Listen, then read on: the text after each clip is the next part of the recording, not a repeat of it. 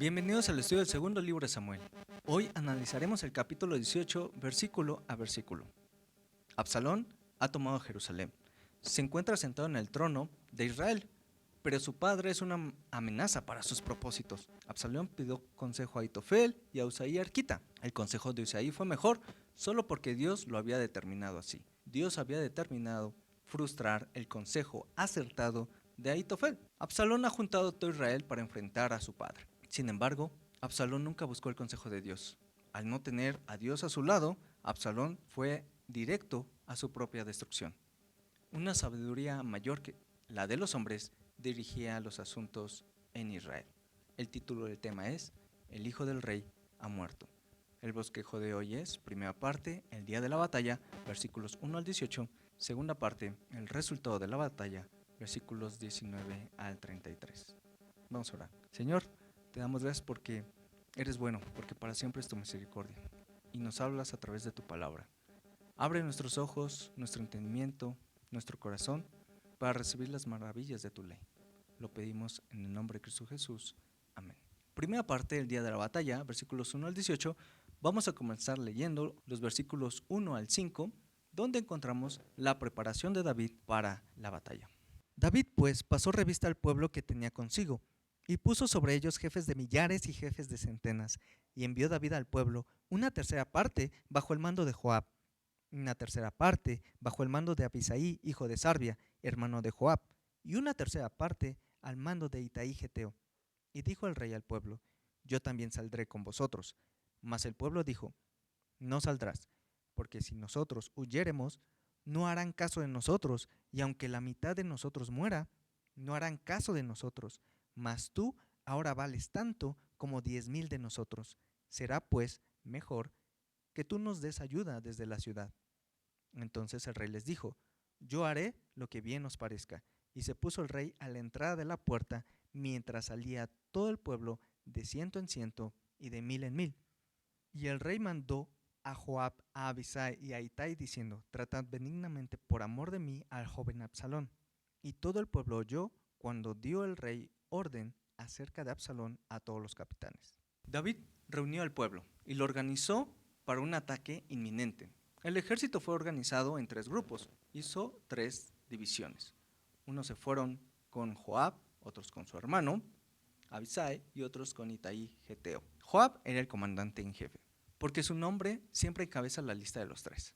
Aunque a David le dolía en su corazón la rebelión de su hijo, no le faltaba valor, estaba dispuesto a ir con su ejército, pero los soldados comprendieron que esto era una gran desventaja, porque si David se presentaba en el campo de batalla, pues todo el ejército de Absalón, en cuanto se enteraran de la ubicación del rey, iban a enfocar todas sus fuerzas y todas sus energías hacia ese pequeño grupo de hombres. Por lo tanto, el pueblo le dijo: Tú vales más que nosotros, vales 10,000 de nosotros, quédate en la ciudad. Por tal motivo, David no fue a la batalla, y en este caso el consejo del pueblo era mejor que la voluntad del rey, y así lo reconoció David. Mientras todo el ejército salía por la puerta de la ciudad, David se encontraba dando las últimas instrucciones. Específicamente, llamó a sus generales y les dio una instrucción: tratad benignamente a mi hijo Absalón. Pero como ya he mencionado, una sabiduría más alta que la de los hombres era quien dirigía los asuntos de Israel. Y Dios intervino en esta batalla. Versículos 6 al 8. Salió pues el pueblo al campo contra Israel, y se libró la batalla en el bosque de Efraín. Y allí cayó el pueblo de Israel delante de los siervos de David, y se hizo allí en aquel día una gran matanza de 20,000 hombres, y la batalla se extendió por todo el país, y fueron más los que destruyó el bosque aquel día que los que destruyó la espada. No hay referencia bíblica sobre este bosque, solo nos menciona que es una zona boscosa, donde el gran ejército de Absalón perdió toda su ventaja. Un ejército numeroso es una gran ventaja en campo abierto, pero en un bosque los hombres tienen que pelear por separado, en pequeños grupos, y por lo general no sabes lo que está pasando a tu alrededor, ya que los árboles son un gran obstáculo para la visión. Y era muy fácil que te confundieras o que al correr en todas direcciones por el terreno rocoso, la vegetación silvestre y algunas zonas pantanosas, pues resultaran en un campo de batalla más mortífero para las huestes de Absalón que para los experimentados veteranos de David. En ese día murieron cerca de 20,000 hombres, pero fueron más los que murieron en el bosque que los que murieron por la espada. Vemos una referencia similar en el libro de Josué. Josué, capítulo 10, versículos 11. Y mientras iban huyendo de los israelitas a la bajada de Bet-Orón, Jehová arrojó desde el cielo grandes piedras sobre ellos hasta Seca, y murieron, y fueron más los que murieron por las piedras del granizo que los hijos de Israel mataron a espada. Aquí vemos que Dios estaba al control del resultado de la batalla. Dios había permitido que las dificultades y los problemas surgieran de la casa de David, que viniera de su misma familia, pero en su misericordia el Señor lo protegió. El Señor lo protegió delante de sus enemigos como lo había prometido, y Absalón fue uno de los que cayó en estos peligros del bosque. Leamos los versículos 9 al 13. Y se encontró Absalón con los siervos de David, e iba Absalón sobre un mulo, y el mulo entró por debajo de las ramas espesas de una gran encina, y se le enredó la cabeza en la encina. Y Absalón quedó suspendido entre el cielo y la tierra, y el mulo en que iba pasó delante. Viéndolo uno, avisó a Joab diciendo: He aquí, he visto a Absalón colgado de una encina. Y Joab respondió al hombre que le daba la nueva: Y viéndolo tú, ¿por qué no le mataste luego ahí, echándole a tierra? Me hubiera placido darte 10 siclos de plata y un talabarte. El hombre dijo a Joab: Aunque me pesaras 1000 siclos de plata, no extendería yo mi mano contra el hijo del rey, porque nosotros oímos cuando el rey te mandó a ti y a Abisai y a Itai, diciendo: Mirad que ninguno toque al joven Absalón. Por otra parte, habría yo hecho traición contra mi vida, pues que al rey nada se le esconde, y tú mismo estarías en contra. Absalón cayó apresado en una encina mientras cabalgaba en un mulo. Por lo general, los reyes entraban en la ciudad cabalgando en un mulo después de una gran victoria. Con esto podemos ver que Absalón se veía vencedor, como el favorito, como el gran general que regresaba victorioso a la capital. Absalón estaba confiado en obtener la victoria.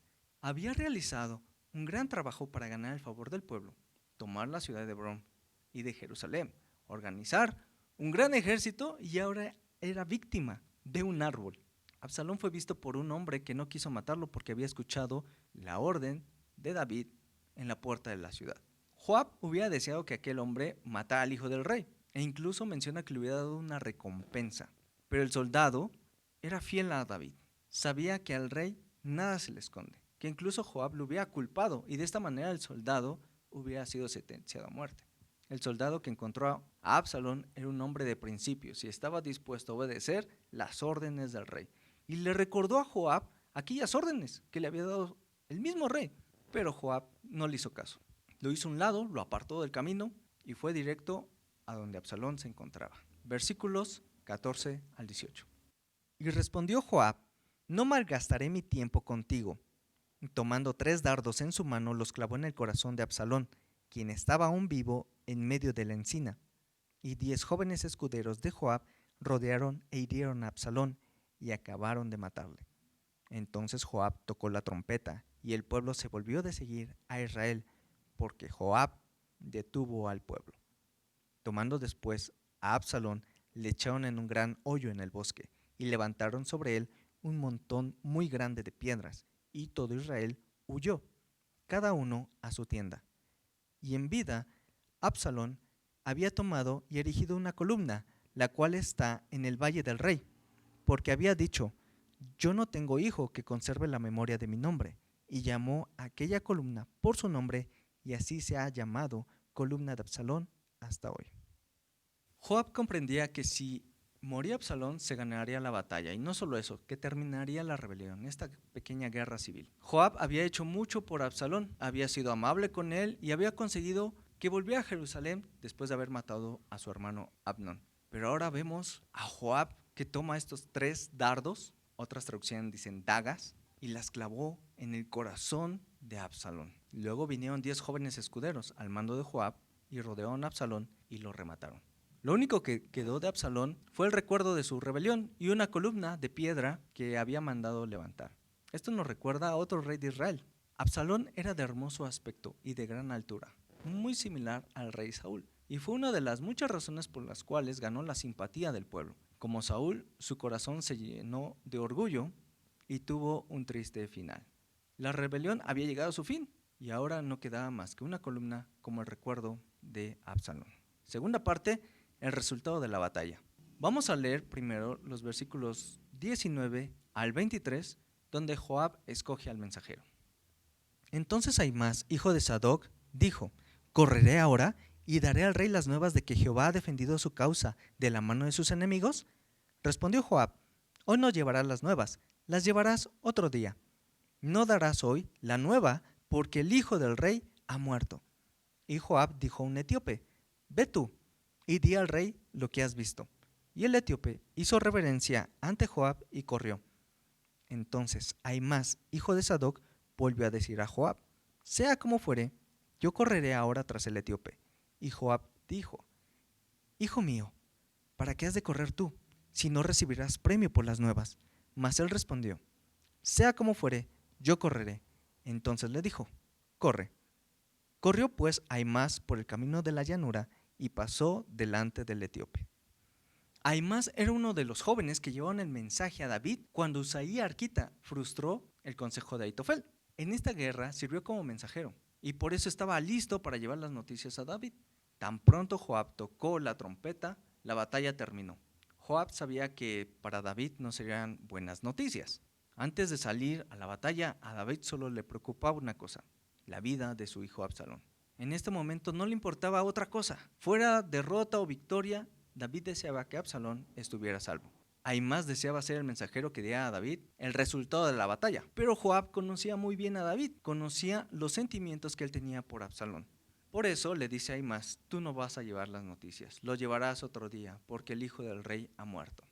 Joab mandó llamar a un etíope: di al rey lo que has visto. Probablemente este hombre era un esclavo, y Joab lo envió en caso de que David se enojara tanto al escuchar la muerte de su hijo que decidiera quitar la vida al mensajero. La victoria sobre las fuerzas de Absalón era una noticia de suma importancia para Ahimás, por lo que ignoró las palabras de Joab y corrió para entregar el mensaje. Ahimás eligió el camino más corto, el de la llanura, y de esta manera logró llegar antes que el etíope. Leamos el mensaje que entrega Ahimás, versículos 24 al 30. Y David estaba sentado entre las dos puertas, y el atalaya había ido al terrado sobre la puerta en el muro, y alzando sus ojos miró y vio a uno que corría solo. El atalaya dio luego voces y lo hizo saber al rey. Y el rey dijo: si viene solo, buenas nuevas trae. En tanto que él venía acercándose, vio el atalaya a otro que corría, y dio voces el atalaya al portero, diciendo: he aquí otro hombre que corre solo. Y el rey dijo: este también es mensajero. Y el atalaya volvió a decir: me parece el correr del primero como el correr de Ahimás, hijo de Sadoc. Y respondió el rey: ese es hombre de bien, y viene con buenas nuevas.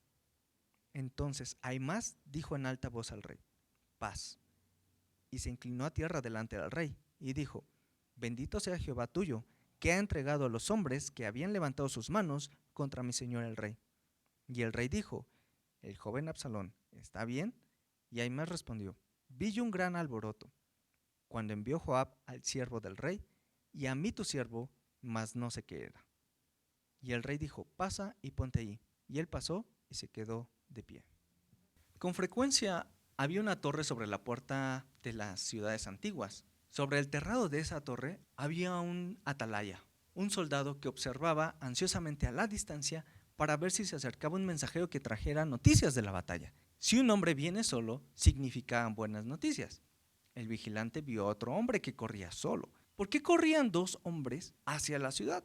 El rey consideró a este segundo también como un mensajero, como el primero. El primer hombre fue identificado como Ahimás y fue identificado por su manera de correr. Muy probablemente tenía una particular forma de correr, y es por eso que aún a gran distancia le reconocieron. Al llegar a la presencia del rey, hizo una reverencia y saludó con paz.